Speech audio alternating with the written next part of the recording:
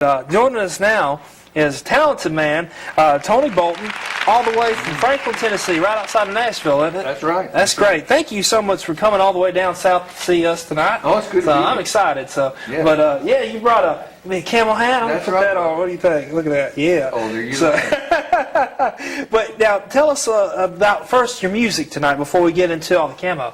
Well, thank you. Your music's wonderful, by the way. Dante, I appreciate that. It's good to be here. We've been doing music for all of our married life. We've been married 35 years. Congratulations. And, and this time of day, that deserves a congratulations there. And so we grew up we have 4 children, and so all of our family is musically inclined, but we've traveled and been all across the country, sang with some wonderful folks, lots of people I'm sure have been on this program and the TV station. And so we grew up in church and traveling and singing, and so my wife and I do a lot of writing, and so we moved to Nashville about 16 years ago, and so it's been a good place. We moved there from Florida, and so we're excited how the Lord has used our music, and you know, it's a universal language. People will listen to a song where they won't hear a message sometimes, so God's used it in a powerful way, and so we keep writing and singing and picking and grinning. That's it. Well, I do a lot of grinning, not so much picking these days. So. But you got before we get into why I'm wearing this hat, you got a couple of albums out, and when Kim joins us, she can tell us a little bit about hers, but the one you got out now is a gorgeous album cover. Let's Take a Country Road. Tell us a little bit about this album. Well, we have done contemporary Christian music for years and years, and when we moved to Nashville 16 years ago, people said, well, you're in Nashville, you do anything country? So we said, well, you know, we've written a lot of songs, and Kim came up with one particular song that we needed to kind of put it into a country package, and I said, well, you know, a lot of these songs I grew up with on a tractor, and the Lord gave me this song, and I sang it with my family earlier in my life, and when I was 17 years old, I had a lot of these songs, and we never recorded them. And so I turned around and I said, you know, I think we can put these things together, and so we got some friends together to play some picking and stuff from Nashville, and that's the outcome of it. And so we just decided, you know, what more can you say? Let's take a country road. Everybody kind of likes that, you know. We get off the mainstream and let's take a country road. And you got 10 songs on here. 7 of them was written by you and your wife. Yeah, that's right. That's awesome. Now, I've talked to a lot of songwriters before, and some of them say it can be easy and it just flows, and then sometimes it can just be challenging, and it takes years even to write one song. Do y'all find that too?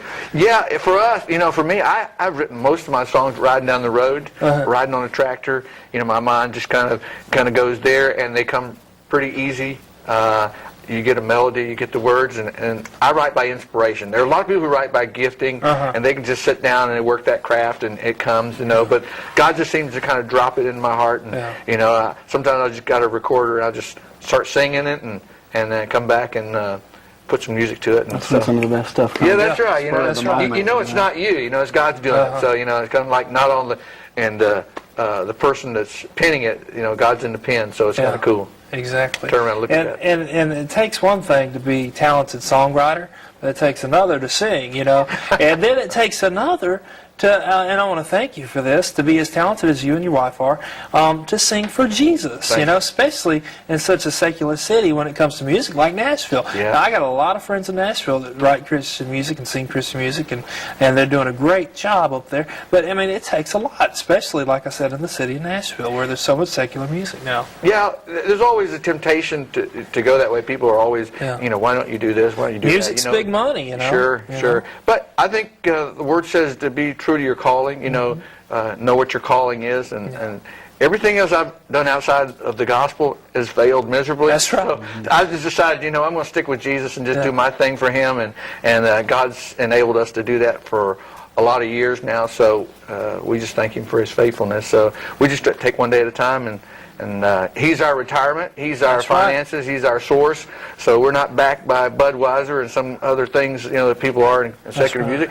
But God's people take care of His people, and so we just travel and go. And if people call us, we'll love to to open that opportunity and see what God's got in store. You know, That's Elvis right. sang all kinds of songs, but when he sang Christian songs, it was powerful. Sure you was. know? Sure. And see, you know, I wonder. I see a lot of these people with the gift of singing, and they're not singing for Jesus, and you think, wow, there's a misused gift right there. You know? Yeah, sometimes what's given and placed on the altar gets taken back off the altar to use for selfish things sometimes. But you can always tell God's hand on somebody's life. You know, His gift is without recall. So He's not going to take. Repentance. That's right, repentance. So even though somebody might misuse it, you can always tell who gave it. Absolutely. You know, the giver of the song gives it talent. Yeah, so that's right. But it can get used and misused and all those kind of things. But God's been faithful to. There's a lot of great songwriters, and I think of a good friend of mine. Every time I get around him, he's just kind of a walking songwriting machine, And I go, God, I just like to hang around those people. Iron sharpens iron. Give me a little touch. But God has used our music, and we kind of use that as a platform for what God is doing in our ministries now. Yeah. Well, tell me about why I'm wearing this camo hat on here. So, tell us about that ministry. Well, I've been an avid hunter all my life. I grew up in a little town called Atmore, Alabama, which is way down the Florida-Alabama line. And so I grew up hunting and was very active with my dad and my family and so forth. But when I got married, and you were talking about babies, you were talking about ministry.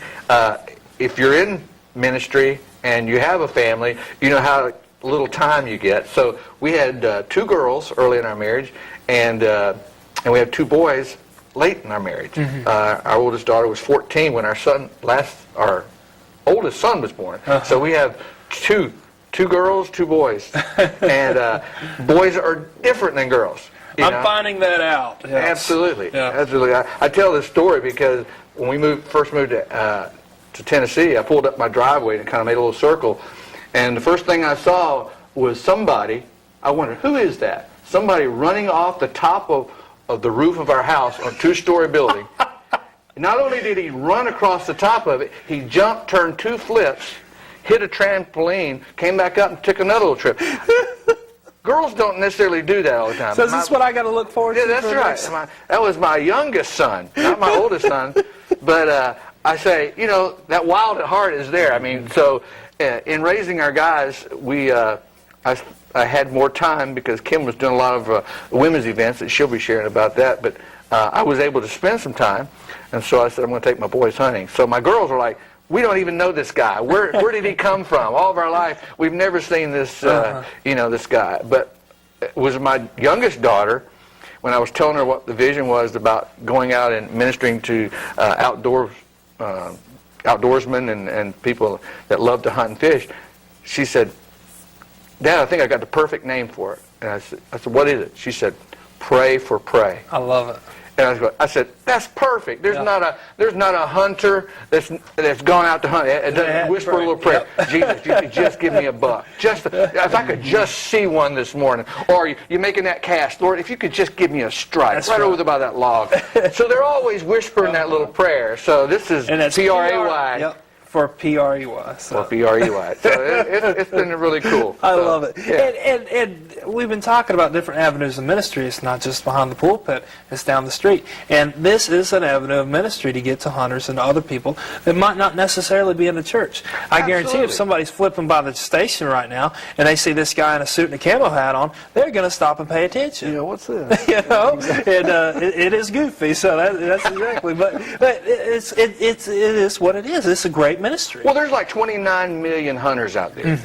I mean, we're talking about billions of dollars every year, almost close to 300,